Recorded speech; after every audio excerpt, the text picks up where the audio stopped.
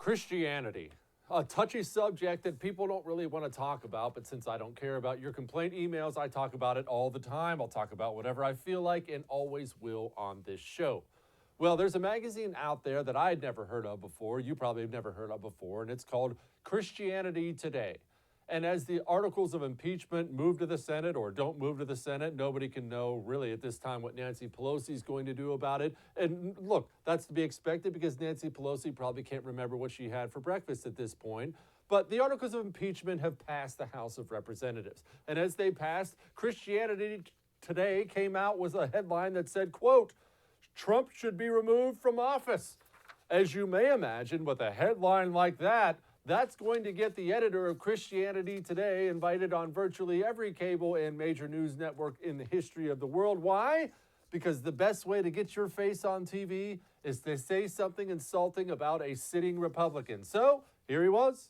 The point of my argument is not to judge him as a person in the eyes of God. That's not my job, but to judge his public moral character and ask, has he gone so far that the evangelical constituency that we represent, can we in good conscience do the trade-off anymore? He gives us what we need on pro-life, but he's got this bad character. And the fundamental argument I'm making is we crossed a line somewhere in the impeachment hearings, at least in my mind, that balance no longer works.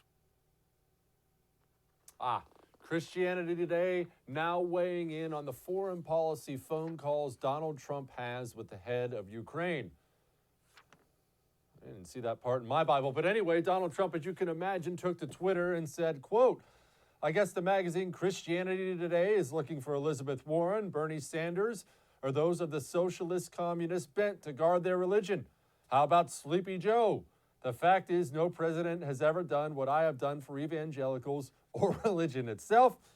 Franklin Graham, obviously Billy Graham's son, responded as well, saying, yes, my father Billy Graham founded Christianity Today, but no, he would not agree with their opinion piece. In fact, he would be very disappointed for Christianity Today to side with the Democrat Party in a totally partisan attack on the President of the United States of America is unfathomable. Now, what should you think about this? Probably nothing. And here's what I mean by that.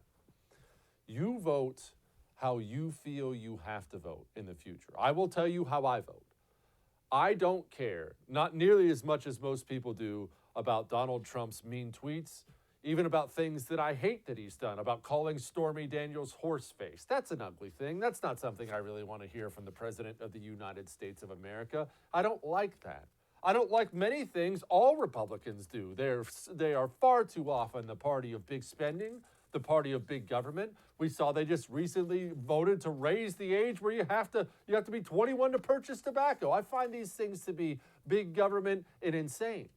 However, and I'm just telling you how I do it, as long as the Democrat Party, all of them currently, the Democrat presidential primary, every single one of them has come out in favor of slitting an unborn child's vocal cords so the mother can't hear the child make noises as it's aborted inside of her.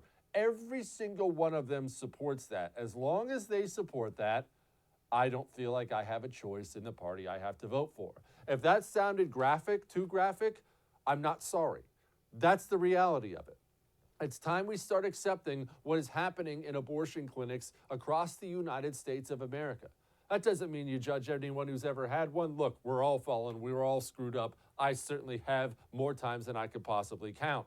But the truth of the matter is we need to start discussing how we've executed 40, 50 million children in this country and how the modern day Democrat Party thinks third trimester or even right up before birth abortion, no problem. My hands are tied and what I view as morally right and morally wrong as long as they do that. Donald Trump could undo his pants and moon the United States of America on national television tonight, and I still would have no choice but to vote his way as long as that party believes in the wholesale slaughter of people who are defenseless and haven't even been born yet. That's how I do it. Now, I will say this. Donald Trump saying he's the biggest defender of religion and things like that. Guard your religion. I don't go with that either. I mean, if he's God, he's all powerful, and I say he is, he doesn't need an American president to defend it.